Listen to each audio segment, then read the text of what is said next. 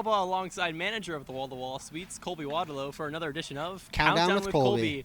Colby, we got a day break just after the All-Star break. How's it feel? Oh, good. Yeah, it's a little weird to have just a 3-game stretch with a break on both ends, but I think it was good for the guys. Get their legs underneath them, and obviously a lot of them had some break over the All-Star break, but now to be able to have that one extra day as they settle back in here in town, and I'm sure you're going to get to it, but 6 straight games here at Borlesti Stadium.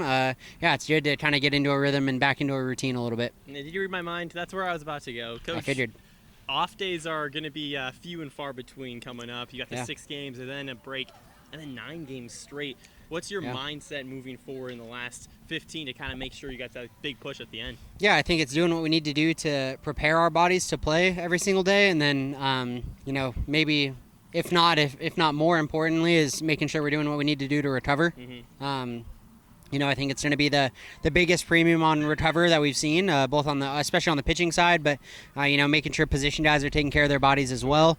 So I think focusing on that, making sure guys are putting themselves in the best chance that they can to go compete, and also knowing, hey, we're probably not going to feel 100% every single time we show up at the park, but when it's your opportunity to go in and try to contribute for the squad and go take care of business, we're going to ask the guys to do that. And so I think our guys are ready mentally, physically. It's going to be a grinder coming down to the end of the season, but we're right in the hunt, and so hopefully that's all the motivation the guys need.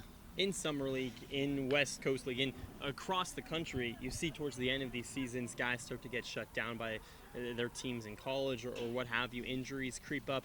How do you prepare for that and expect, look, this is going to happen, but we have to move forward. We got to play the baseball game still. Yeah, I mean, I don't think you expect for it to happen and you hope that it doesn't the entire year, and I don't think there's really a whole lot that you can do to prepare for it. I mean, you can just sign a ton of guys and, just have a stable of bodies, but also when you're in a place where that, for every body you bring in, that's a host family, and, and things like that. And so there's constraints to that. And so I think the big thing that you do is you deal with it, and you're flexible, and you look upon the adversity with with a positive perspective and the opportunity to try to bring in some guys that are ready for an opportunity to play and who are excited to contribute. And so that's what we're doing. You mentioned that a few guys joined the ball club.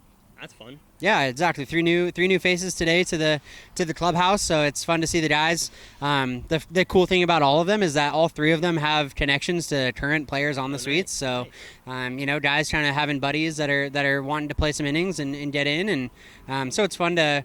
Yeah, they're new faces, but they're guys with some ties to the suites and guys that are familiar to the fans. And so they've all been great fits right into the clubhouse. And, so excited to see a few of them in action today and kind of go from there. When you look at the other side, it's no secret the Bend Elks are struggling with, especially on the pitching side, just like you said, a stable of bodies. That's not really a thing for the Elks. Do you tell your guys to extend that? That's kind of let that play in your advantage or just go out and play the game? Yeah, there's definitely some series baseball kind of concepts that can be played. It's, hey, can we work counts? Can we get to the pen? Can we put them into a situation where they have to keep a guy out there that they maybe would rather, make a change, or, they have to use a body like they have to go to a position player or something like that. And, that allows us to have the opportunity to score runs. And so, you think about it, but also you don't really game plan to be in those scenarios. You have to take care of business against the guys that they run out there first and foremost. And, Bend is still an extremely talented team with a lot of good players out there, and, especially on both sides, offense and pitching. So,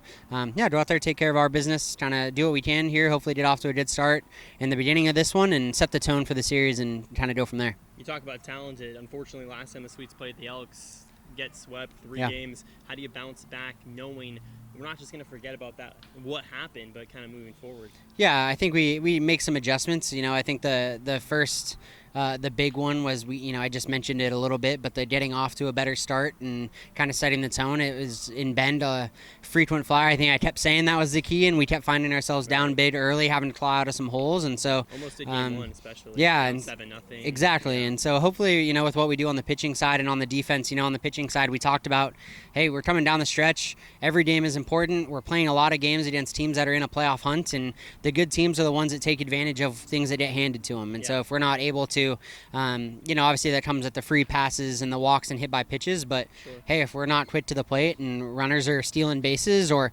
we're not backing up bases because we let our mind wander late in the season as we're tired, and it's doing those little things that, a free base here and there can be the difference in any one of these ball games. Just got done playing 3 tight games against Marion, and so no better example than there is, hey, one ball, goes our way or doesn't go our way, and that's the difference in all 3 of those baseball games. So, kind of reminding the guys that, doing what they need to do, staying sharp mentally and with their focus, and making sure that, what Ben gets and is what they earn.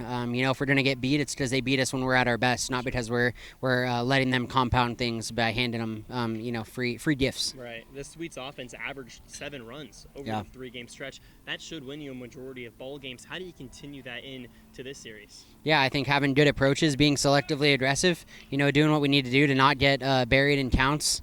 Getting swings off in counts that we want to try to do damage in versus having to, try to get hits in counts that they want us to be navigating. So I think that's a big one, and finding ways to play team offense. If we're not getting it done with the bat, hey, can we get a drag bunt down here? Can our outs be productive? If we are going to get out, are we moving guys around? Are we working counts? Are we, forcing the defense to react to us? So doing those little things on the offensive side as well, that puts the pressure on Bend, I think, is going to be important. A little flashback, off day yesterday, and then a huge 3-game set you mentioned against the Marion Berries, and you come out with 2 of 3. How huge is that to garner some momentum after losing 5 of 6 previous to that? Yeah, we get some momentum back. I think that was also huge to kind of right the ship and set the tone coming out of the All-Star break. A few days away from the clubhouse, a few days away from the field for our guys, and and they get back to business, and we win 2 or 3. We win a series, especially on the road. That's huge to get a series win on the road, and so I think that kind of gives us some momentum. It also kind of,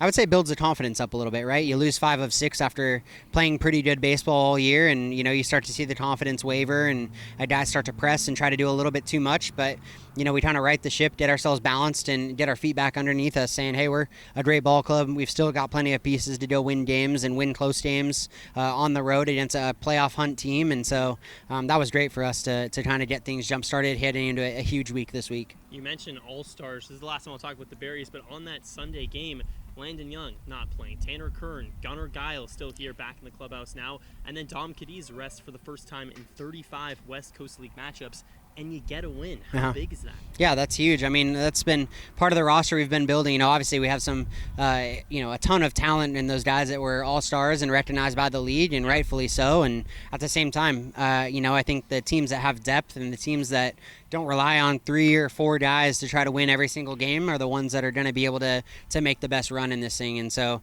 it doesn't matter who we throw in the lineup, doesn't matter who we throw on the mound. We have a lot of hope and a lot of expectation and a lot of belief in each and every one of those guys. So now it's just about putting the right combination out there of the guys we have that can play the positions and are hot with the bat, and getting the right guys in there day to day. And if we do that well, I think we'll be in a good spot. You ready to have Gunnar back?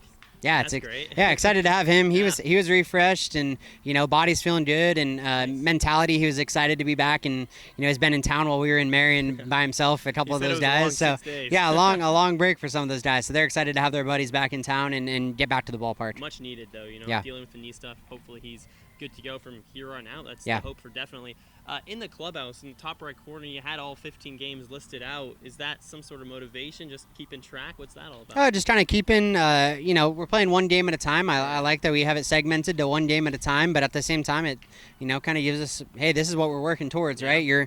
Our squad's goal all summer has been to try to make the playoffs and get into the the WCL playoffs, and we can't really do anything about the games that have already happened. All we can do are the games that we've played already, and so something for our guys to kind of look at, and one game at a time, see how we're making progress and working towards achieving our goals. Something that Coach Rivera put up there on the board, and we'll leave it there. We'll leave it there until we lose, and we'll take it all down. So. There you go. Hey, baseball, right? All about superstition. Yeah, that's right. Some of these guys. Are you a big superstition guy? I'm not superstitious, but I'm a little stitious. Right. Okay. There you go. Michael Scott. I got it. Yeah, there you go. Nice. Are you an Office guy? I am. There you go. Yeah. Do you like that one? I do. Cool. I like The Office. I'm not like a hardcore fan, but my brother watches them in the background. So there you go. All right. This brings us to our Colby question of the day. We talked about sports, and in particular, going to sports venues on the bus ride back, a long bus ride back from Marion. That's where we were. Yeah. What's your favorite sports venue you've ever been to, and your favorite sporting event you've ever been to in person? Wow. Okay. My favorite sports venue. Yeah. Um, Lesky Stadium, you know that. yeah, that's a, You can get rid of that because that's obviously number one. I've been to Fenway, Okay. which is pretty cool. Nice. As a baseball guy, that one was pretty cool. You're sitting not looking home plate. Yeah, Half of right. the You're seats you're like behind a pole. You can't see anything. Your knees are like It's part of the together. vibe. Yeah, no. Fenway was cool. I'm trying to think of other places I've been. Other baseball parks. I've been to Coors Field in Colorado, which is kind of a fun one. Let 'em fly. Yeah, right. So that's kind of a fun ballpark in downtown. Just favorite. Non-baseball. I like when I was in college in the Portland area. I would go to some Timbers games, and Providence Park in Portland is pretty cool. So that was kind of and I was there right during they did a big renovation in addition to that stadium. So that was kind of cool to see that being built and then finished, and kind of get to see all of it. So that's a very tight, like kind of claustrophobic type atmosphere. So that was kind of cool. So what's your favorite game though you've ever been to? I was one of them. Yeah, I remember going to LA for a camp when I was in high school, and my dad and I walked up and bought tickets to a Dodgers game that night, and with no additional information other than the Dodgers were playing at home, and when you're in LA, we might as well try to go see the Dodgers play. Right. Kershaw was on the mound, and it was the night that he threw the no-hitter against the Rockies. Wow. So that was a cool kind of coincidental. We were just there, and we got to see a no-hitter. So that's super cool. I've always wanted to do something like that. Yeah, it was awesome. One error away from perfect game. So yeah, pretty cool. Coulda, woulda, shoulda. No-hitter's still pretty good though. Yeah, you'll take it. Yeah, All right, we'll take thanks it. so much, Coach. Once again, Sweets, a 3-game set against the Bend Elks. 6 games here at home at Borleski Stadium. Thanks so much, Coach. Yeah, you bet. Thanks, Drew. Go Sweets.